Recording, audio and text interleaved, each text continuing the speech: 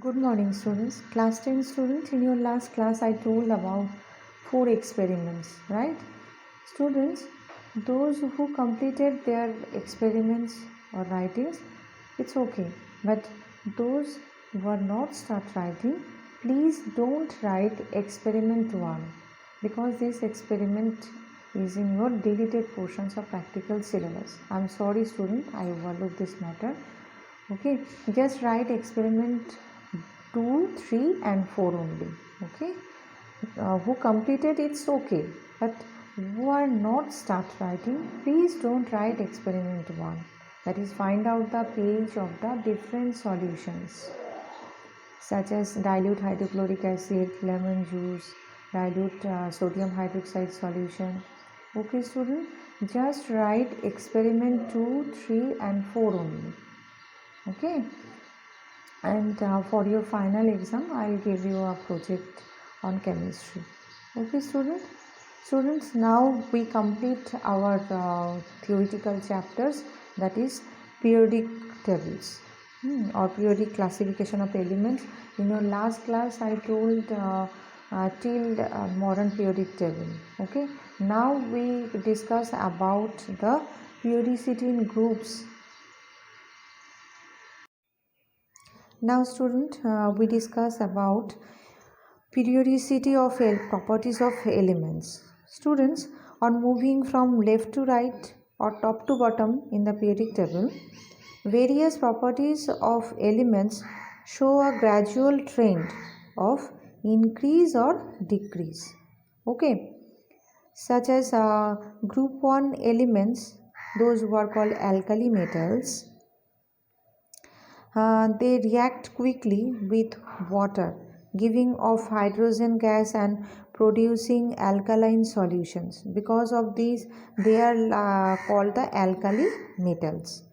All alkali metals have one electron in their outermost orbit, okay, or valence electron, and they lose it easily to form unipositive ions.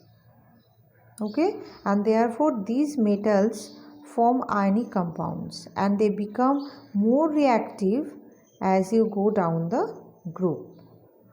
And also they have the low melting points, and also they are very soft, and they also have very low densities. Okay, and group 2 elements, that is alkaline earth metals. The group 2 elements are metals, but they are called alkaline earth metals. They are not as reactive as their neighbors. All the elements of group 2 have 2 valence electrons. Okay, and these elements can lose their 2 valence electrons easily to form positive ions, that is such as Mg2 plus, Ca2 plus, beryllium 2, Be2 plus. Okay, and each element have 2 units of positive charge. Therefore, these elements are ionic in their chemical reactions. Okay, students, now a very important topic, that is group 17 and group 18 elements. That is group 17 elements, they are called halogens, and group 18 elements, they are called noble gases. This is the very important two groups. So these two groups are very important for us. Group 17 contains non-metals. Okay, and like the metals in group 1, they are also reactive. Metals, for example, react readily with the group 17 non-metals. Magnesium not only burn in air, it will also burn in the gases fluorine and chlorine. When they react with metals, the group 17 nonmetals produce salts. Because of these, they are called the halogens. Okay, and which means salt producer. All the elements of group 17 have 4 valence electrons each in their atoms. So these elements can accept 1 electron easily to complete their octet. Okay, and form negative ions. Like F minus, fluorine minus, chlorine minus, bromine minus, iodine minus, that is Cl minus, Br minus, I minus, F minus. Okay, because they lost only one electrons, and they gain one electron. Okay, and they accept, that is they accept one electrons.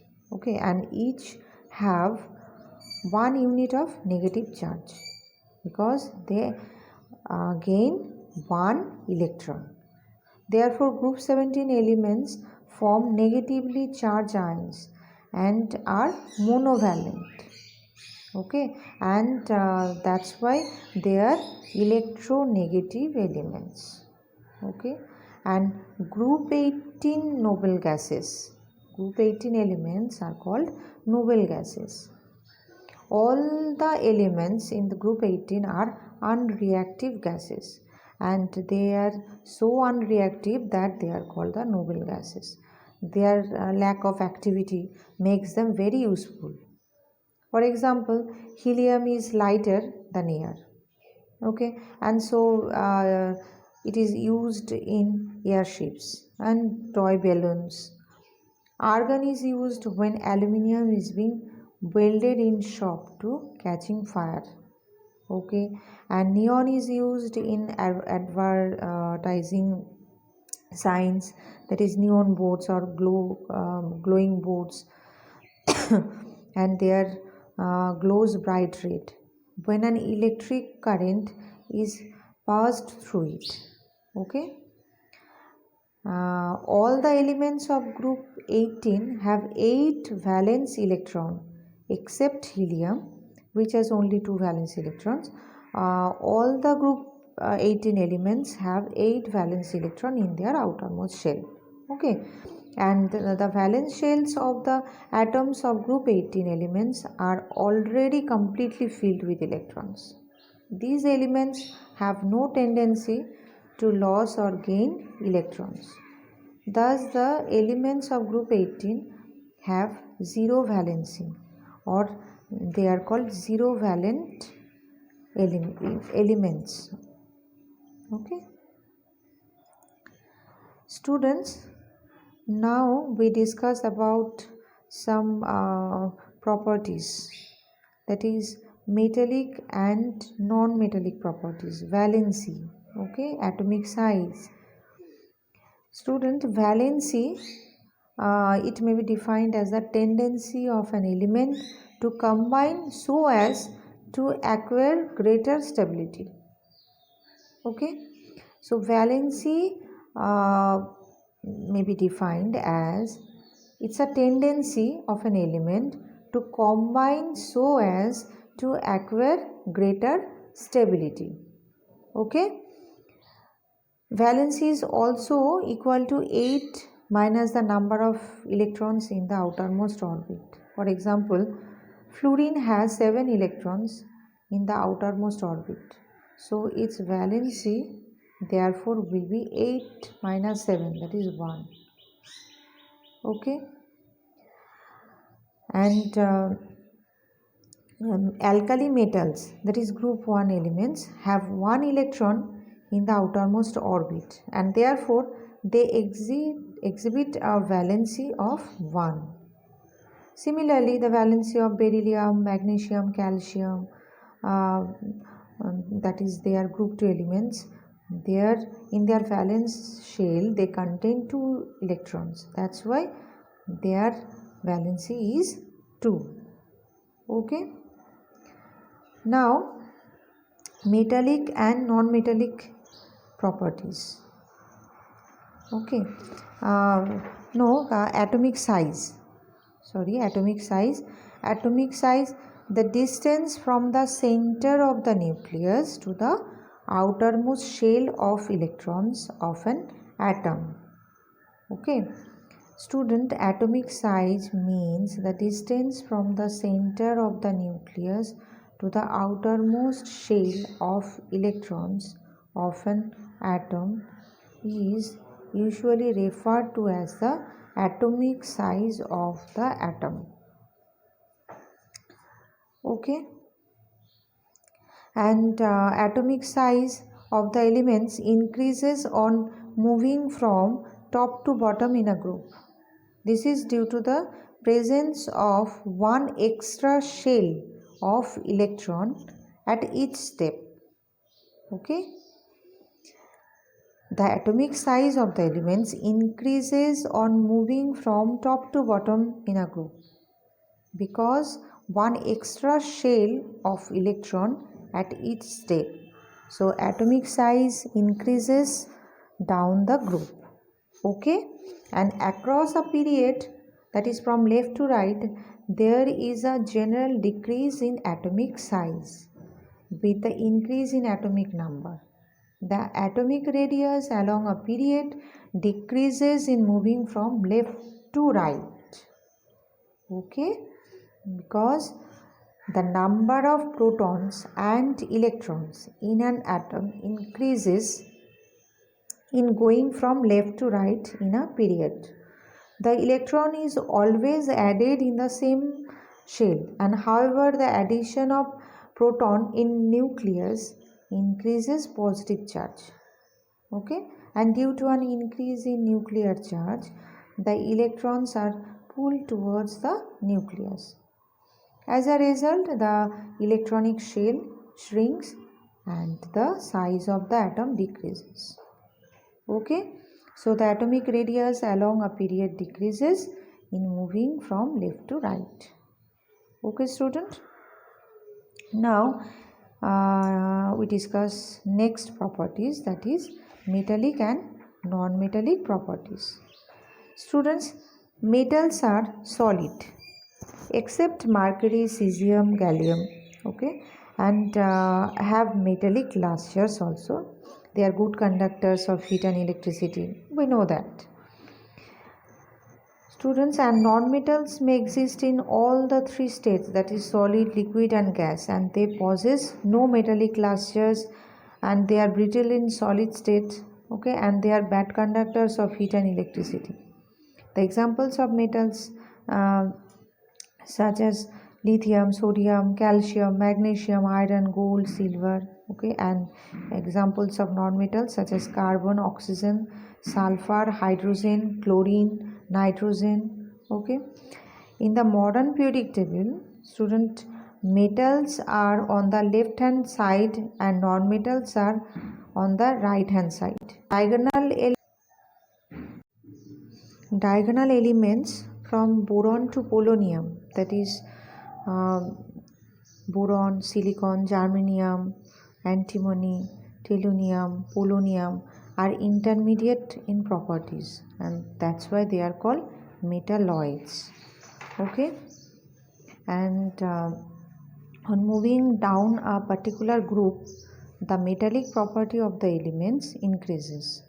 Thus, in a particular group, the topmost element is least metallic, while the element at the bottom is most metallic. Okay, for example, along the elements of group 1, lithium is least metallic and cesium is most metallic. Likewise, the non-metallic property of a particular group decreases down the group. For example, along the elements of group 14, carbon, silicon, germanium, tin, lead, the non-metallic property gradually decreases while the metallic property increases. Thus, carbon is the most non-metallic and lead is decidedly a metal, that is least non-metallic. Okay, and on moving across a period, the metallic property of the element decreases and non-metallic properties increases. This trend is illustrated by example of the elements of the second period. Okay, that is lithium, beryllium, boron, carbon, nitrogen, oxygen, fluorine and neon. Okay, and lithium is metal and neon is non-metal, and their metallic property decreases but non-metallic properties increases. Okay, now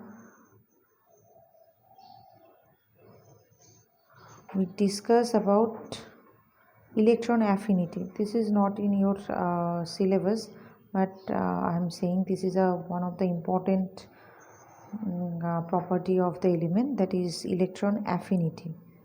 It may be defined as the energy released or absorbed when an extra electron is added to an isolated neutral atom in the gaseous state to form a negative ion or anion. Okay, the larger the value of electron affinity, the greater the essay with which a negative ion is formed. And electron affinity is measured in the units of electron volt per atom or kilocalories per mole or kilojoules per mole. Okay, and in generally electron affinity decreases moving down a group, and electron affinity increases in going from left to right across a period. Okay, student, this chapter is completed.